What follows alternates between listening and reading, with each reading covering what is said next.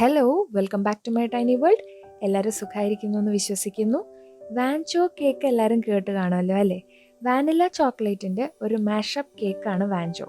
ഞാൻ ഇന്ന് നിങ്ങളെ പരിചയപ്പെടുത്താൻ പോകുന്നത് ഒരു ഗോൾഡൻ വാൻചോ റൊസറ്റ് കേക്കാണ്. തുടക്കക്കാർക്ക് പോലും വളരെ എളുപ്പത്തിൽ ചെയ്തെടുക്കാൻ പറ്റുന്ന മനോഹരമായൊരു ഡിസൈനാണ് റൊസറ്റ് ഐസിങ്. അപ്പോൾ അത് നമുക്ക് എങ്ങനെയാണ് ചെയ്യുന്നതെന്ന് നോക്കാം. കൂടാതെ എനിക്ക് റിക്വസ്റ്റ് ചെയ്യാനുള്ള ഒരു കാര്യം, നിങ്ങൾ ഈ വീഡിയോ മുഴുവനായിട്ട് കാണുക. കാരണം കേക്ക് ഉണ്ടാക്കുന്നതിൽ നമ്മൾ സാധാരണയായിട്ട് ചെയ്യുന്ന ചില ടിപ്സ് എനിക്ക് നിങ്ങളോട് ഷെയർ ചെയ്യണമെന്ന് ആഗ്രഹമുണ്ട്. അപ്പോൾ ഇത് ഉണ്ടാക്കുന്നതിൻ്റെ ഇടയിൽ ഞാൻ ആ ടിപ്സ് എല്ലാം നിങ്ങളോട് ഷെയർ ചെയ്യുന്നതായിരിക്കും. അപ്പോൾ വാൻചോ റൊസറ്റ് കേക്ക് എങ്ങനെയാണ് ഉണ്ടാക്കുന്നതെന്ന് നമുക്ക് നോക്കാം. ഏറ്റവും ആദ്യം നമുക്ക് വേണ്ടത് കോഴിമുട്ടയാണ്. 5 കോഴിമുട്ടയാണ് ഞാനിവിടെ എടുത്തിരിക്കുന്നത്. അത് നല്ല പോലെ ഒന്ന് ബീറ്റ് ചെയ്ത് പതപ്പിച്ചെടുക്കണം. ഇലക്ട്രിക് ബീറ്റർ ആണെങ്കിൽ അത് ഉപയോഗിക്കാം, ഹാൻഡ് വിസ്കർ ആണെങ്കിൽ അത് ഉപയോഗിച്ചാണെങ്കിലും നല്ല പോലെ പതപ്പിച്ചെടുക്കുക. ഇനി മിക്സിയാണ് ഉപയോഗിക്കുന്നതെങ്കിൽ മിക്സിയിൽ നല്ല പോലെ ഫുൾ സ്പീഡിൽ ഒരു 5 മിനിറ്റോളം അടിച്ചതിന് ശേഷം ഒരു 5-10 തവണ റിവേഴ്സിൽ പൾസ് ചെയ്തെടുക്കാം. അപ്പോൾ കുറച്ചും കൂടി എയറി ആയിട്ട് നല്ല സോഫ്റ്റായിട്ട് നമ്മുടെ മുട്ട പതഞ്ഞ് കിട്ടും. അപ്പോൾ നല്ല പോലെ പതഞ്ഞ് ഒരു ക്രീമി ടെക്സ്ചർ വരുന്നത് വരെ ബീറ്റ് ചെയ്തുകൊണ്ടേ ഇരിക്കുക. ഈ മുട്ട പതഞ്ഞ് വരുന്നതിലും അതിനുശേഷം നമ്മൾ ചേർക്കുന്ന 1-2 ഇൻഗ്രീഡിയൻസും അതെല്ലാം കൂടി ചേർന്ന് ആ പതഞ്ഞിരിക്കുന്നതിലാണ് നമ്മുടെ കേക്കിൻ്റെ സോഫ്റ്റ്നെസ് ഇരിക്കുന്നത്. എത്രത്തോളം പതഞ്ഞ് കിട്ടുന്നോ അത്രയും സോഫ്റ്റ് ആയിട്ടുള്ള കേക്ക് നമുക്ക് കിട്ടും. ഇനി നമ്മൾ ചേർക്കുന്നത് പഞ്ചസാര പൊടിച്ചതാണ്. 1/4 കപ്പ് പഞ്ചസാരയാണ് ഞാനിവിടെ പൊടിച്ചത് ചേർക്കുന്നത്. 1.5 കപ്പ് വരെ നിങ്ങൾക്ക് ചേർക്കാം കേട്ടോ. ഞാനിവിടെ 1.5 കപ്പ് മൈദയാണ് എടുത്തിരിക്കുന്നത്. എനിക്ക് കുറച്ച് മധുരം കുറഞ്ഞ കേക്കാണ് ഇഷ്ടം, അതുകൊണ്ടാണ് ഞാൻ 1/4 കപ്പ് ചേർത്തത്. നിങ്ങൾക്ക് ഇഷ്ടമാണെങ്കിൽ 1.5 കപ്പ് വരെ ചേർക്കാം. ഐസിങ് ഷുഗർ ആണെങ്കിൽ അതായാലും മതി. എന്നിട്ട് വീണ്ടും നമ്മൾ നല്ല പോലെ ബീറ്റ് ചെയ്ത് പതപ്പിച്ചെടുക്കുക. ഇനി നമ്മൾ ചേർക്കുന്നത് വെണ്ണയാണ്. ഞാൻ ഇവിടെ 250 ഗ്രാം വെണ്ണയാണ് എടുത്തിരിക്കുന്നത്. ഏകദേശം നമ്മൾ മൈദയും പഞ്ചസാരയും എടുക്കുന്ന അതേ അളവിൽ തന്നെ വെണ്ണ ചേർക്കാൻ ശ്രമിക്കുക. ഇനി വെണ്ണയല്ല, വേറെ ഏതെങ്കിലും റിഫൈൻഡ് ഓയിൽ ഉപയോഗിക്കുകയാണെങ്കിൽ അതായാലും മതി. വെളിച്ചെണ്ണ ഉപയോഗിക്കരുത്. വേറെ എണ്ണ സൺഫ്ലവർ ആണെങ്കിൽ അതായിരിക്കും നല്ലത്. അപ്പോൾ അത് ഇതേ അളവിൽ തന്നെ ചേർത്ത് നല്ലപോലെ ഒന്ന് ബീറ്റ് ചെയ്തെടുക്കണം. നല്ല സോഫ്റ്റായിട്ട് വരുന്നത് വരെ, എല്ലാം കൂടി നല്ലപോലെ ഒന്ന് ചേർന്ന് വരുന്നവരെ ഒന്നും കൂടി ബീറ്റ് ചെയ്തെടുക്കാം. അതിനുശേഷം നമുക്ക് നമ്മുടെ ഡ്രൈ ഇൻഗ്രീഡിയൻസ് ചേർത്ത് കൊടുക്കാം. ഞാനിവിടെ എടുത്തിരിക്കുന്നത് 1.5 കപ്പ് മൈദയാണ്. ഏകദേശം 1.25 കിലോ വരെ ഈ കേക്കിന് തൂക്കം വരും. 1.5 കപ്പ് മൈദ. അപ്പം നമ്മൾ ഡ്രൈ ഇൻഗ്രീഡിയൻസ്, അതായത് പൊടിയായിട്ട് ഉപയോഗിക്കുന്ന ഇൻഗ്രീഡിയൻസ് എല്ലാം ഒന്ന് അരിച്ചിടുന്നത് കുറച്ചും കൂടി കേക്ക് പൊങ്ങി വരാൻ സഹായിക്കും. ഇനി ഞാൻ ചേർക്കുന്നത് 1 ടേബിൾ സ്പൂൺ ബേക്കിംഗ് പൗഡറാണ്. ബേക്കിംഗ് പൗഡർ കൂടാതെ ചിലർ ബേക്കിംഗ് സോഡയും ചേർക്കുന്നത് ഞാൻ കണ്ടിട്ടുണ്ട്. പക്ഷേ ഞാനങ്ങനെ ശ്രമിച്ച് നോക്കിയപ്പം പറ്റിയ കാര്യം, അത് കൂടുതലായി പോവുകയാണെങ്കിൽ കേക്ക് പൊങ്ങി വന്ന് അങ്ങ് താഴ്ന്നു പോകും. 1 ടേബിൾ സ്പൂൺ ബേക്കിംഗ് പൗഡർ തന്നെ ധാരാളം മതി നല്ല സോഫ്റ്റ് ആയിട്ടുള്ളൊരു കേക്കായി മാറാൻ. അപ്പം ബേക്കിംഗ് പൗഡറും മൈദയും ഞാനൊന്ന് അരിച്ച് ചേർക്കുവാണ്. നമ്മൾ വാൻചോ കേക്കാണ് ചെയ്യുന്നത്, അതുകൊണ്ട് വാനിലയും ചോക്ലേറ്റും സെപ്പറേറ്റ് ആയിട്ടാണ് ഞാൻ ബേക്ക് ചെയ്തെടുക്കുന്നത്. അപ്പം ആ വാനിലയ്ക്കുള്ള ബാറ്റർ മാറ്റി വെച്ചിട്ടാണ് ഞാൻ ഇവിടെ കൊക്കോ പൗഡർ ചേർക്കുന്നത്. അപ്പോൾ ഒരു കട്ട് ആൻഡ് ഫോൾഡ് രീതിയിലാണ് നമ്മളിത് മിക്സ് ചെയ്തെടുക്കുന്നത്. വളരെ പതുക്കെ ഒരു സൈഡിലോട്ട് മാത്രം വേണം നമ്മുടെ സ്പാച്ചുലയോ സ്പൂണോ തിരിച്ചു കൊടുക്കാൻ. അപ്പം ഞാനിതിലേക്ക് ഇപ്പം വാനില എസൻസ് കൂടി ചേർക്കുവാണ്. 1 ടേബിൾ സ്പൂൺ വാനില എസൻസ് ആണ് ഞാനിവിടെ എടുത്തിരിക്കുന്നത്. 1.5 ടേബിൾ സ്പൂൺ വരെ നിങ്ങൾക്ക് ഉപയോഗിക്കാം. ഫ്ലേവർ ഇഷ്ടമുള്ളവർക്ക് കുറച്ച് കൂടുതൽ കൂടി ഉപയോഗിക്കാം. നേരത്തെ ഇളക്കിയ അതേ രീതിയിൽ തന്നെ നമുക്ക് ഈ മിക്സ് ഒന്ന് നല്ല പോലെ ഒന്ന് യോജിപ്പിച്ചെടുക്കണം. നമ്മുടെ വാനില എസൻസ് കേക്ക് ആ ബാറ്ററിൽ മുഴുവനായിട്ട് നല്ല പോലെ ചേർന്ന് വരുന്നത് വരെ ഈ കട്ട് ആൻഡ് ഫോൾഡ് രീതിയിൽ തന്നെ ഇളക്കിക്കൊണ്ടിരിക്കുക. ചോക്ലേറ്റിൻ്റെ ബാറ്ററിലും ഈ വാനില വരുന്നതുകൊണ്ട് വേറെ ഫ്ലേവർ വ്യത്യാസമൊന്നും വരില്ല. സാധാരണ നമ്മൾ ചോക്ലേറ്റ് കേക്കിലും വാനില എസൻസ് ചേർക്കുന്നതാണ്. അപ്പോൾ ഞാനിപ്പോൾ ഈ ബാറ്ററിൻ്റെ പകുതി ഭാഗം മാറ്റി വെച്ചു. ബാക്കി പകുതി ഭാഗത്തിലേക്കാണ് കൊക്കോ പൗഡർ ആഡ് ചെയ്യുന്നത്.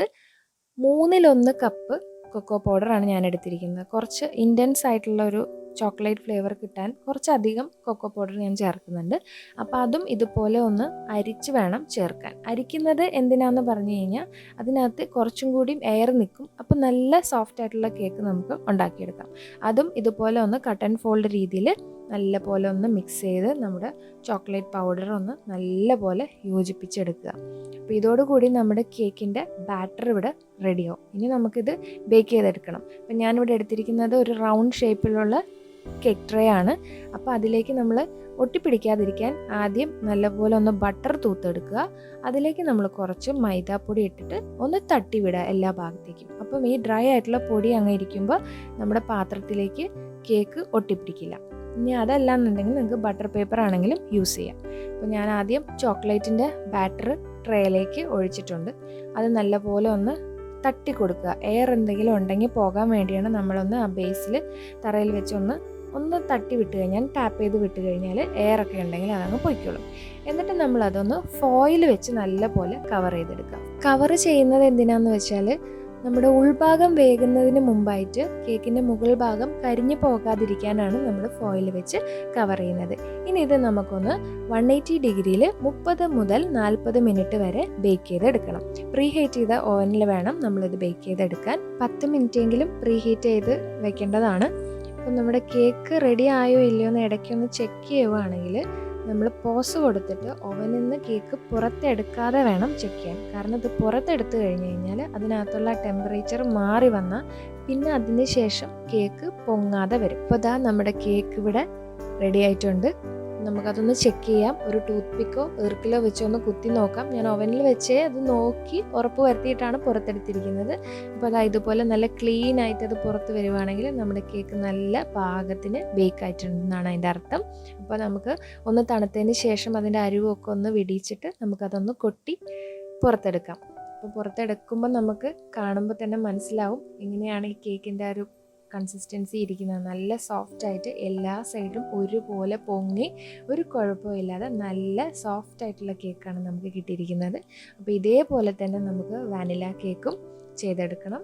അപ്പം അതും നല്ലപോലെ സോഫ്റ്റായിട്ട് വന്നിട്ടുണ്ട്. ഇനി നമുക്കിതൊന്ന് സെറ്റ് ചെയ്തെടുക്കണം. അപ്പം 4 ലെയറായിട്ട് ഞാനിവിടെ ചെയ്യുവാണ്. അപ്പം വാനിലയും ചോക്ലേറ്റും ഞാൻ ഓരോന്നും 2ആക്കി മുറിച്ചെടുക്കുവാണ്. അപ്പം അതിന് നമ്മൾ ഉപയോഗിക്കുന്ന ഒരു എളുപ്പ വഴിയാണ് ഞാനിപ്പോൾ ചെയ്യുന്നത്. ഒരു തയ്യൽ നൂല് വെച്ച് നമുക്ക് അതിൻ്റെ നടുഭാഗത്ത് ഞാനിപ്പോൾ ചെയ്യുന്ന പോലെ ഒന്ന് വലിച്ചെടുക്കുവാണെങ്കിൽ ഒട്ടും പൊട്ടാതെ നല്ല ക്ലീനായിട്ട് നമുക്ക് ഈ കേക്കിനെ കട്ട് ചെയ്തെടുക്കാൻ പറ്റും. അപ്പോൾ നമുക്കിനി ഐസിങ് എങ്ങനെയാണ് ചെയ്യുന്നതെന്ന് നോക്കാം. ഐസിങ് ചെയ്യുമ്പോൾ ശ്രദ്ധിക്കേണ്ടത്, നമ്മൾ ബീറ്റ് ചെയ്യാൻ എടുക്കുന്ന ബൗളിന് താഴെ മറ്റൊരു ബൗളിൽ ഐസ് ഇട്ട് വെച്ച് വേണം ബീറ്റ് ചെയ്യാൻ.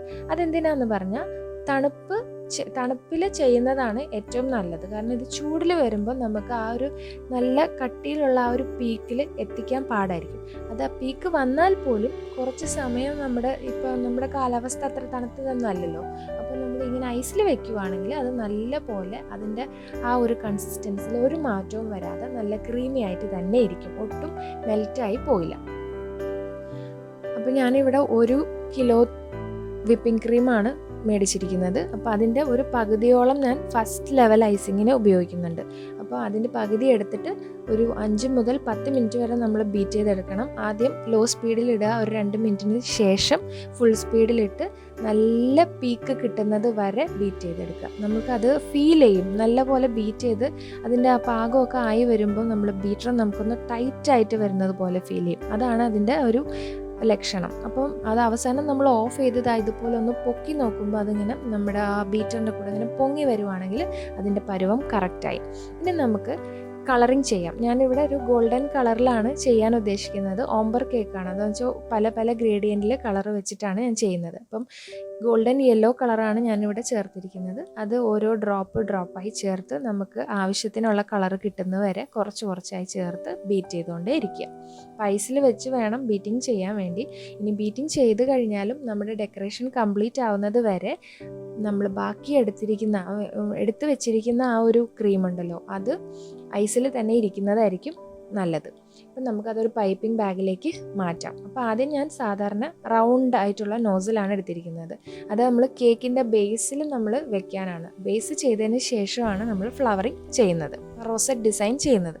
അപ്പോൾ അത് നല്ലപോലെ ഒരു പൈപ്പിംഗ് ബാഗിലേക്ക് നിറയ്ക്കാം. ആദ്യത്തെ ലെയർ നമ്മൾ വൈറ്റ് ചെയ്യാം, അതിന് പുറത്ത് നമുക്ക് യെല്ലോ ചെയ്യാം. അപ്പോൾ ആദ്യം ഞാനൊരു കേക്കിൻ്റെ ബേസ് ബോർഡ് എടുത്തിട്ടുണ്ട്. റൗണ്ട് കേക്ക് ആയതുകൊണ്ട് റൗണ്ട് ബോർഡാണ് ഞാൻ എടുത്തിരിക്കുന്നത്. അപ്പോൾ അതിൻ്റെ പുറത്ത് കുറച്ചൊന്ന് ക്രീം ഇട്ടതിന് ശേഷം, അത് നമ്മുടെ കേക്ക് സ്ലിപ്പായി പോകാതിരിക്കാനാണ് അങ്ങനെ ചെയ്യുന്നത്. നമുക്ക് ആദ്യത്തെ ലെയർ ചോക്ലേറ്റ് വയ്ക്കാം.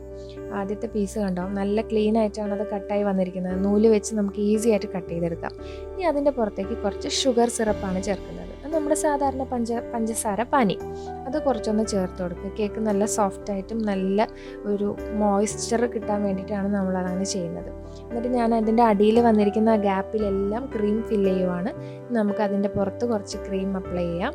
അതിന് ശേഷം അടുത്ത ലെയറും കൂടി വെക്കണം. അടുത്ത ലെയർ ഞാൻ വെക്കുന്നത് വാനില ആണ്. അപ്പം ഒന്നൊന്നായിട്ട് നമ്മുടെ വാൻചോ കേക്കാണല്ലോ നമ്മൾ പ്രിപ്പയർ ചെയ്യുന്നത്. അപ്പോൾ ഒരു ലെയർ ചോക്ലേറ്റ് ആണെങ്കിൽ ഒരു ലെയർ വാനിലയാണ് വെക്കുന്നത്. നമ്മൾ ആദ്യം ചെയ്ത അതേപോലെ തന്നെ വീണ്ടും ഷുഗർ സിറപ്പ് ഒഴിക്കുക, ക്രീം വീണ്ടും വെക്കുക, ലെവൽ ചെയ്യുക, അതിനുശേഷം അടുത്ത ലെയർ വെക്കുക. അങ്ങനെ ഓരോരോ ലെയറായിട്ട് നമുക്ക് വെച്ച് കൊടുക്കാം. അപ്പം നമുക്ക് ഇങ്ങനെ ഇതുപോലെ എല്ലാ ടൂൾസൊന്നും നമുക്ക് കയ്യിലില്ലെങ്കിൽ ഒട്ടും വിഷമിക്കേണ്ട. നമ്മുടെ റൊസറ്റ് കേക്ക് ആയതുകൊണ്ട് ഇതിനുള്ളിൽ നമ്മൾ ബേസ് ചെയ്യുന്ന ഡെക്കറേഷൻ അത്ര പെർഫെക്ഷനൊന്നും വേണമെന്ന് നിർബന്ധമില്ല. കാരണം നമ്മൾ ഇതിൻ്റെ പുറത്ത് നമ്മുടെ ആ ഫ്ലവർ ഡിസൈൻ വരുമ്പോൾ അതെല്ലാം അതിനകത്ത് മറഞ്ഞു പോകും. അപ്പോൾ നമ്മൾ അത്ര വിഷമിക്കേണ്ട ആവശ്യമില്ല. ഇതിന് ഷേപ്പ് വന്നില്ല എന്നോ അങ്ങനെയൊന്നും ഓർത്ത് വിഷമിക്കേണ്ട. വളരെ ഈസി ആയിട്ട് നമ്മുടെ ഫ്ലവർ ഡിസൈൻ വരുമ്പോൾ പിന്നെ ഇതിനകത്ത് ഇരിക്കുന്ന ഡിസൈനിലൊന്നും ഒരു കാര്യമില്ല. അപ്പോൾ ചെയ്യാൻ പറ്റുന്ന രീതിയിൽ പെർഫെക്റ്റായിട്ട് ചെയ്യാൻ ശ്രമിക്കുക. അപ്പോൾ എല്ലാ ലെയറും ഞാൻ വെച്ച് കഴിഞ്ഞു. ഒരു ലെയറും കൂടി ഫുള്ളായിട്ട് നമ്മുടെ വൈറ്റ് ക്രീം ഒന്ന് ഇട്ട് കൊടുക്കുകയാണ്. എന്നിട്ട് നമുക്കതൊന്ന് ഷേപ്പാക്കി എടുക്കാം. നല്ലപോലെ ഒന്ന് ലെവൽ ചെയ്യാം. ലെവൽ ചെയ്തതിന് ശേഷം അതിന് മുകളിലേക്ക് പിന്നെ ചേർക്കുന്നത് യെല്ലോ കളറിലുള്ളൊരു ലെയറാണ്. അപ്പോൾ ഇതേ ക്രീമിലേക്ക് തന്നെയാണ് നമ്മൾ ഓരോരോ കളറിട്ട് ചെയ്യുന്നത്. അപ്പോൾ യെല്ലോ കളറ് ഇതുപോലെ മിക്സ് ചെയ്തിട്ടുള്ള ക്രീമും ഞാനിതുപോലെ റൗണ്ട് നോസിലിൽ തന്നെയാണ് ഇട്ടിരിക്കുന്നത്. അത് ഈ നോസിൽ വെച്ച് നമ്മൾ പൈപ്പിംഗ് ബാഗിലിട്ട് ഇതുപോലെ ചെയ്യുവാണെങ്കിൽ എല്ലായിടത്തും ഒരേ അളവിൽ തന്നെ ഒരേ തിക്നെസ്സിൽ നമുക്ക് ഈ ക്രീം അപ്ലൈ ചെയ്യാൻ പറ്റും. അതല്ല നമ്മൾ നേരിട്ട് സ്പൂൺ വെച്ചോ സ്പാച്ചുല വെച്ചാണ് കേക്കിൽ ഇടുന്നതെന്നുണ്ടെങ്കിൽ ഇത്ര എളുപ്പത്തിൽ എല്ലാം ഒരേ ലെവലിൽ കിട്ടാൻ ഇച്ചിരി പ്രയാസമായിരിക്കും. അപ്പോൾ ഇതൊരു എളുപ്പ വഴിയാണ്. നമ്മൾ പൈപ്പിംഗ് ബാഗിലേ വെച്ചതാ ഇതുപോലെ ഇങ്ങനെ റൊട്ടേറ്റ് ചെയ്ത് ചെയ്യുവാണെങ്കിൽ നല്ല ഈസി ആയിട്ട് എല്ലായിടത്തും ഒരുപോലെ ക്രീം വന്ന് നല്ല ഷേപ്പുള്ളൊരു കേക്കായിട്ട് നമുക്ക് കിട്ടും. അപ്പോൾ ഞാനിത് കേക്ക് മുഴുവനായിട്ടും നല്ലപോലെ സ്പ്രെഡ് ചെയ്തിട്ടുണ്ട്. ഇനി നമുക്കതൊന്ന് നല്ലപോലെ വൃത്തിയായി ഷേപ്പ് ചെയ്ത് എല്ലാ ഭാഗവും നല്ല സോഫ്റ്റായിട്ട് ഒരേപോലെ വരുന്ന മാതിരി ഒന്ന് ഷേപ്പ് ചെയ്ത് കൊടുക്കാം. അപ്പോൾ ഏകദേശം നമ്മുടെ ഫസ്റ്റ് ബേസൊക്കെ നല്ലപോലെ സെറ്റായി നല്ല ഷേപ്പിൽ വന്നിട്ടുണ്ട്. ഇനി അതൊരു 1 ഹവറെങ്കിലും, അത് 1 മണിക്കൂർ അല്ലെങ്കിൽ 2 മണിക്കൂർ ഒന്ന് ഫ്രിഡ്ജിൽ വെക്കണം, അതൊന്ന് നല്ലപോലെ സെറ്റായി കിട്ടാൻ. അതിന് ശേഷം നമുക്ക് നമ്മുടെ ഫ്ലവർ ഡിസൈൻ ചെയ്യാം. ഞാനപ്പം ബേസിലൊരു പിങ്ക് കളറാണ് കൊടുക്കുന്നത്. അതൊരു ബേസിനൊരു ചെറിയ കളർ ചേഞ്ച് ഒരു ഭംഗിയായിരിക്കും എന്ന് കരുതിയാണ് ഞാൻ പിങ്ക് കളർ എടുത്തിരിക്കുന്നത്. അപ്പോൾ pink light baby pink colouring ആണ് ചെയ്തിരിക്കുന്നത്. ജെൽ കളറാണ് വാങ്ങിയിരിക്കുന്നത്. അതൊരു 2 ഡ്രോപ്പ് കുറച്ച് വിപ്പിംഗ് ക്രീം എടുത്ത് മിക്സ് ചെയ്തെടുത്തതാണ്. അപ്പോൾ അതിതാ ഞാനിപ്പോൾ ഈ ചെയ്യുന്ന രീതിയിൽ സ്റ്റാർ നോസിൽ ഉപയോഗിച്ച് നമുക്ക് റോസറ്റ് ഇങ്ങനെ ഈ ഷേപ്പിൽ ഒന്ന് പതുക്കെ ഒന്ന് തിരിച്ച് കൊടുത്തു കഴിഞ്ഞാൽ നമ്മുടെ റോസ് ഷേപ്പിൽ തന്നെ ഇത് കിട്ടും. അടുത്തത് ഞാൻ എടുക്കുന്നത് ഒരു യെല്ലോ കളറാണ്. അപ്പം യെല്ലോ ഇച്ചിരി ഡാർക്കായിട്ടാണ് ആദ്യത്തെ ഷെയ്ഡ് ഞാൻ എടുത്തിരിക്കുന്നത്. അപ്പോൾ ആദ്യത്തെ ഒരു 2 ലെയർ ഒരേ കളറിലെടുക്കുക. അതിന് മുകളിലേക്ക് ഇതിൻ്റെ കളർ കുറഞ്ഞ് വരുന്ന രീതിയിലാണ് ഈ ഓംബർ കേക്ക് ഞാൻ ചെയ്തിരിക്കുന്നത്. അപ്പോൾ യെല്ലോ ഷെയ്ഡ്സിലാണ് ഫുള്ളായിട്ട് ചെയ്യാൻ ഉദ്ദേശിക്കുന്നത്. അപ്പോൾ ആദ്യത്തെ 2 ലെയർ കുറച്ച് കടുത്ത മഞ്ഞയാണ് എടുത്തിരിക്കുന്നത്. അടുത്ത ലെയറിൽ ഞാൻ കുറച്ചും കൂടി വെള്ള വിപ്പിംഗ് ക്രീം, അതായത് ഇതിൻ്റെ കളറൊന്ന് കുറഞ്ഞു വരാൻ വേണ്ടിയിട്ട് ഈ എടുത്തിരിക്കുന്ന യെല്ലോ ക്രീമിലേക്ക് തന്നെ കുറച്ചും കൂടി വൈറ്റ് ചേർത്ത് മിക്സ് ചെയ്തെടുത്ത് നമുക്ക് കളറ് കുറഞ്ഞ് കിട്ടും. ഇപ്പോൾ ഏറ്റവും മേളിലുള്ള ലെയർ ഞാൻ നല്ലൊരു ക്രീം കളറിൽ, അതൊരു ഓഫ് വൈറ്റ് കളറിൽ എത്തുന്നവരെ അത്ര ലൈറ്റായിട്ടാണ് യെല്ലോ ഇട്ടിരിക്കുന്നത്. അപ്പോൾ അത് ഒരു മേളിലത്തെ ലെയർ ഒരു 2 ലെയർ ഒരേ കളറിൽ ചെയ്തിട്ടുണ്ട്. അപ്പോൾ ഇതാ കേക്ക് ഇപ്പോൾ ഏകദേശം ഫ്ലവറിങ് തീരാറായി. ഫൈനലി ഞാൻ അവസാനത്തെ 2 ലെയർ നല്ല പ്യുവർ വൈറ്റ് ആണ് എടുത്തിരിക്കുന്നത്, മഞ്ഞ മിക്സ് ചെയ്യാത്ത വൈറ്റ് കളർ. നടുക്ക് ഞാനൊരു ചെറിയ ഫ്ലവർ ഡിസൈൻ ചെയ്തിട്ടുണ്ട്. അത് നമ്മൾ റോസ് പെറ്റൽസ് ചെയ്യുന്ന ഒരു നോസിൽ വെച്ചാണ് ചെയ്തിരിക്കുന്നത്. അപ്പം ആ ഒരു ഫ്ലവർ വെക്കുക. ഇനി അതല്ലാന്നുണ്ടെങ്കിൽ കംപ്ലീറ്റ് ആയിട്ട് നമുക്ക് ഈ റോസറ്റിൽ തന്നെ സ്റ്റാർ നോസിൽ വെച്ച് തന്നെ റോസ് ഉണ്ടാക്കിയാലും കുഴപ്പമില്ല. അവസാനമായിട്ട് ഞാൻ കുറച്ചും കൂടി ഇതിനൊരു ഭംഗി കൂട്ടാൻ വേണ്ടി ഗോൾഡൻ കളറിലുള്ള ഷുഗർ ബീഡ്സും കൂടി വെച്ചൊന്ന് ഡെക്കറേറ്റ് ചെയ്തെടുക്കുവാണ്. ഇതെല്ലാം ഓപ്ഷണലാണ് കേട്ടോ. നമുക്ക് കുറച്ചുകൂടി ഭംഗിയായിട്ട് ചെയ്യണം. കുട്ടികൾക്കൊക്കെയാണ് കേക്ക് കൊടുക്കുന്നത്. എന്തെങ്കിലും അങ്ങനെ കാണുമ്പോൾ ഈ മുത്തെല്ലാം കാണുമ്പോൾ കുഞ്ഞുങ്ങൾക്ക് ഒരു അട്രാക്ഷൻ ആയിരിക്കും. അപ്പോൾ നമ്മുടെ ഗോൾഡൻ വാൻചോ റോസറ്റ് കേക്ക് ഇവിടെ റെഡി ആയിട്ടുണ്ട്. ആർക്കായാലും കണ്ടാലൊന്നൊരു ഇഷ്ടം തോന്നുന്ന ഒരു കളർ കോമ്പിനേഷനുമാണ്, ഒരു ഡിസൈനുമാണിത്. നേരത്തെ പറഞ്ഞതുപോലെ തുടക്കക്കാർക്ക് ഏറ്റവും ഈസി ആയിട്ട് ചെയ്യാൻ പറ്റുന്ന ഒരു ബ്യൂട്ടിഫുൾ ഡിസൈനാണിത്. നല്ല ടേസ്റ്റുമാണ് കഴിക്കാൻ. വേറെ അധികം മധുരമൊന്നുമില്ല, കുത്തലൊന്നുമില്ല. നല്ല രുചിയായിട്ട് നമുക്ക് ഈ കേക്ക് ഉണ്ടാക്കിയെടുക്കാം. അപ്പം വീഡിയോ ഇഷ്ടപ്പെട്ടെങ്കിൽ ചാനൽ സബ്സ്ക്രൈബ് ചെയ്യാത്തവർ പ്ലീസ് സബ്സ്ക്രൈബ് ചെയ്യൂ. നോട്ടിഫൈഡ് ആകാൻ ബെല്ലൈക്കണിൽ ഓൾ എന്ന ഓപ്ഷൻ ക്ലിക്ക് ചെയ്യൂ. അപ്പം വീണ്ടും പുതിയ അറിവുകൾക്കായി കാണുന്നത് വരെ സ്റ്റേ ഹെൽത്തി.